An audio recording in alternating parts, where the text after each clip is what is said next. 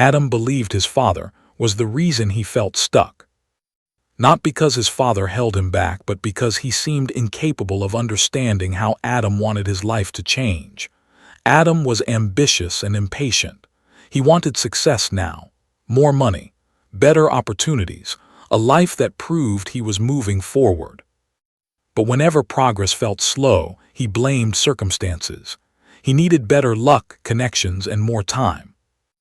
One evening, after another argument, his father stopped defending himself. Instead, he walked to a cabinet, opened a drawer, and returned carrying a watch. Adam stared at it. The watch was scratched, faded, and outdated. It looked like something nobody would want. His father placed it in his hand. "Keep it. One day you'll understand why I gave it to you." Adam almost laughed. Why this?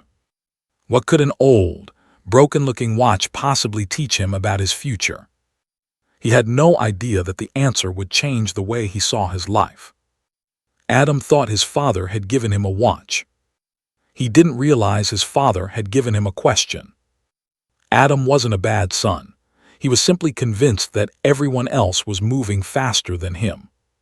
Friends were getting better jobs. People he knew were starting businesses, buying homes, and building lives that looked more successful every year. Adam watched all of it and felt a quiet panic growing inside him. "I don't have enough time," he would say. Yet if someone had asked where his time went, the answer would have been uncomfortable.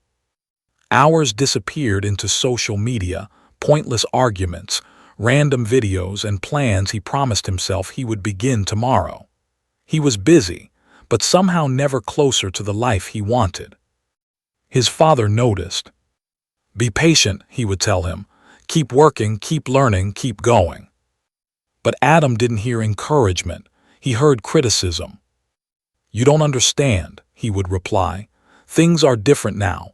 Your generation had different opportunities." His father rarely argued. Then one evening, after an especially frustrating day, Adam finally said what had been building inside him. "Everyone else is moving forward. I'm wasting my life." His father looked at him quietly. Then his eyes moved toward the old watch sitting on the table. "Do you know how much time you actually have?" Adam answered without hesitation. "A lot." His father smiled. Adam didn't understand the question yet. Because perhaps his problem wasn't that he had too little time. Perhaps he had never learned what to do with the time he already had. For the next few days, Adam kept the watch in his pocket. At first, he barely thought about it. It was simply an old object his father had given him. But one afternoon, while waiting for a friend, Adam noticed something strange. The second hand was moving. The watch still worked. Curiosity took over. Adam searched for an experienced watch repairer and brought it to a small shop nearby. The repairer turned the watch over in his hands, examined its worn surface, and carefully opened the back. After a moment, he looked at Adam. "The watch itself isn't particularly valuable," he said. Adam wasn't surprised.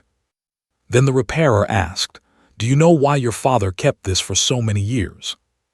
Adam shook his head. The repairer explained that the watch had belonged to Adam's grandfather. Years earlier, he had given it to Adam's father during an important moment in his life. It had traveled through another generation before finally reaching Adam. Suddenly, the watch felt different in his hand. It wasn't valuable because of its metal or machinery. It carried something money could never measure, time that had already been lived. The repairer placed it back in Adam's palm. "You can repair a watch," he said quietly. "You can replace its parts, but you cannot repair yesterday." Adam said nothing. For the first time, he thought about all the days he had treated as disposable. Then the repairer added, "Your father didn't give you this watch because he wanted you to remember the past. He gave it to you because he wanted you to stop wasting the future." Adam decided to stop blaming circumstances and start watching himself. For one ordinary day, He wrote down everything he did from morning until night. He expected to discover that he was simply too busy. Instead, he discovered something far more uncomfortable. Minutes disappeared into phone scrolling. Conversations that led nowhere became half an hour. He complained about his situation, then spent time watching other people's lives online. He started tasks, abandoned them, and returned to them later. He waited for motivation before doing important work. And whenever something felt difficult, he told himself the same sentence: "I'll do it tomorrow." By the end of the day, Adam stared at his list in silence. He had spent hours doing things, yet very little had actually moved forward. That was when his father's question returned. "Do you know how much time you actually have?" Adam finally understood. His father had never been asking how many hours existed in a day. He had been asking how many of those hours Adam was actually choosing. The realization hurt because it removed an excuse. Adam could no longer simply blame bad luck, circumstances, or a lack of time. He had to look at his own decisions. So he made one small change. Every morning, before checking his phone or answering anyone, he would give one uninterrupted hour to the most important goal in his life. The first few mornings were difficult. His mind searched for distractions. He wanted to postpone the work. Some days he barely lasted an hour. But he kept returning. And slowly, another question replaced the one he had repeated for years. Instead of asking, "Why don't I have more time?" Adam began asking, "What am I doing with the time I already have?" That question was harder. But for the first time, it was useful. By the first day, Adam discovered that knowing what to do was easier than actually doing it. He sat down with his goal, opened his notebook, and promised himself 30 focused minutes. 5 minutes later, his hand reached for his phone, then again, and again.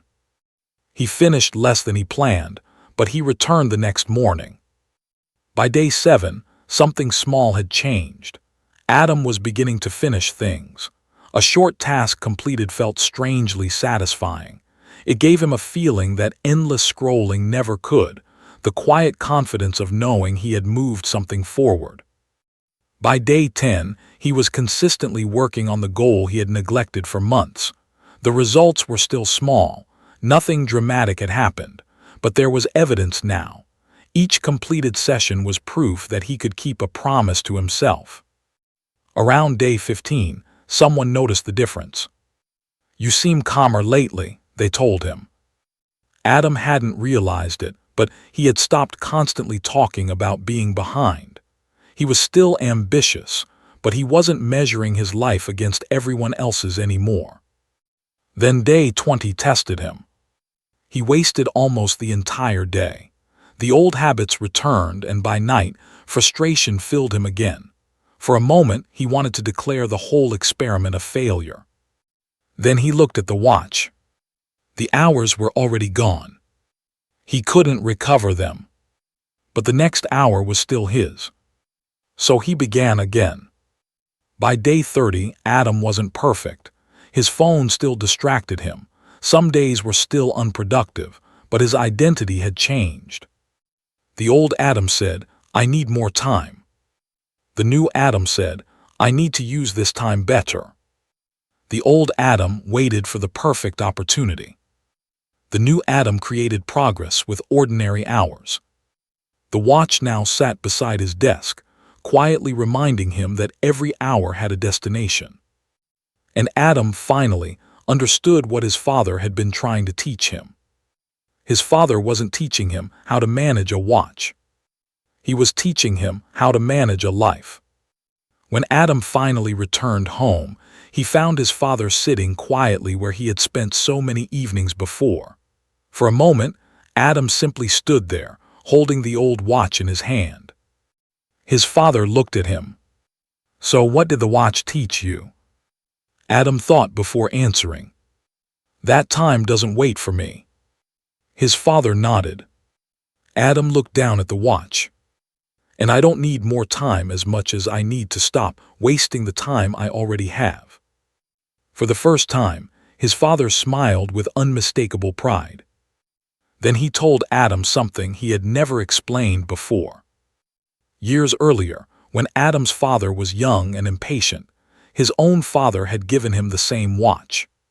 He had been struggling, convinced that life was moving too slowly, and that success belonged to people with better circumstances. The watch had stayed with him through those years. Now he understood why.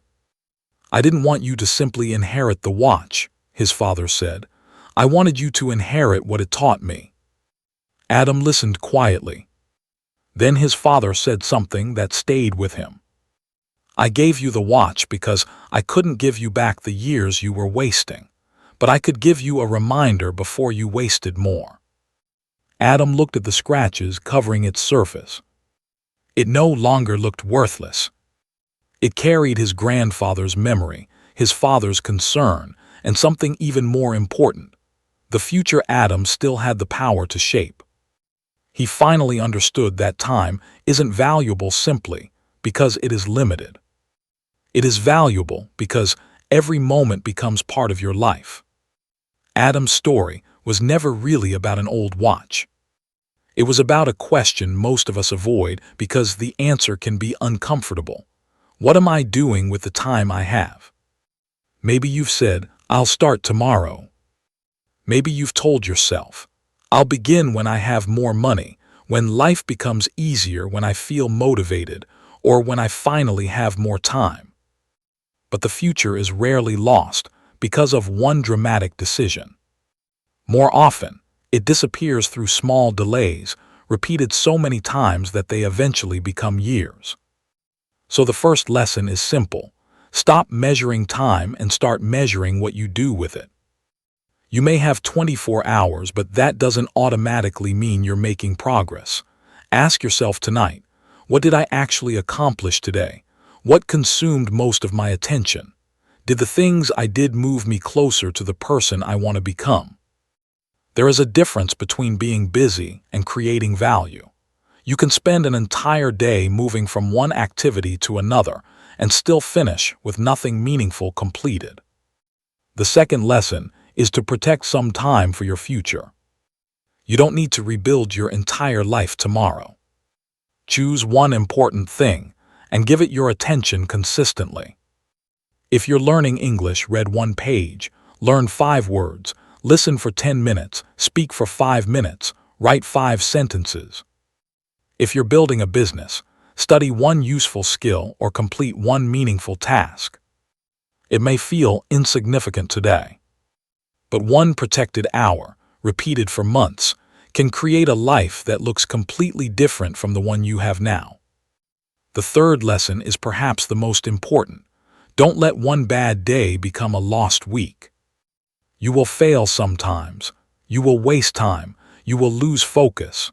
You may even return to habits you thought you had escaped. That's not the end.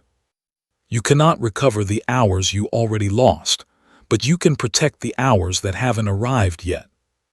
So here's a simple 7-day challenge. For the next 7 days, write down your most important task each morning. Give it at least 25 focused minutes. Put your phone away while you work. At night, write down where your time actually went. Then choose one unnecessary activity to reduce the following day. After 7 days, ask yourself an honest question. Did I really need more time, or did I need to use my existing time differently? That is the question Adam finally learned to ask.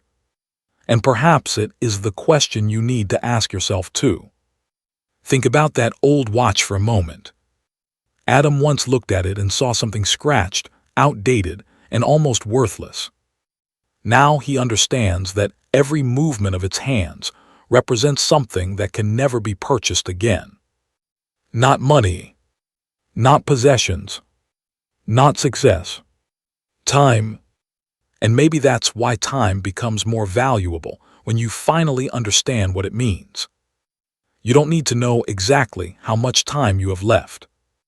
You only need to respect the time you have now. Because your future is being built inside ordinary hours that look unimportant today. The hour you spend learning, the 25 minutes you spend practicing, the conversation you choose to have with someone you love, the task you finally stop postponing. None of these moments looks extraordinary while you're living them, but together they become your life. So for the next 7 days, don't try to become a completely different person. Just become more intentional with one small part of your day. And if you have been postponing something important, ask yourself why. What are you waiting for? More money, more confidence, more motivation, a better opportunity, or simply another tomorrow? Adam spent years believing he needed more time. What he really needed was to stop giving away the time he already had. And maybe that's true for you too. So tell me in the comments, what is one thing you've been postponing that you're going to give your time to starting today?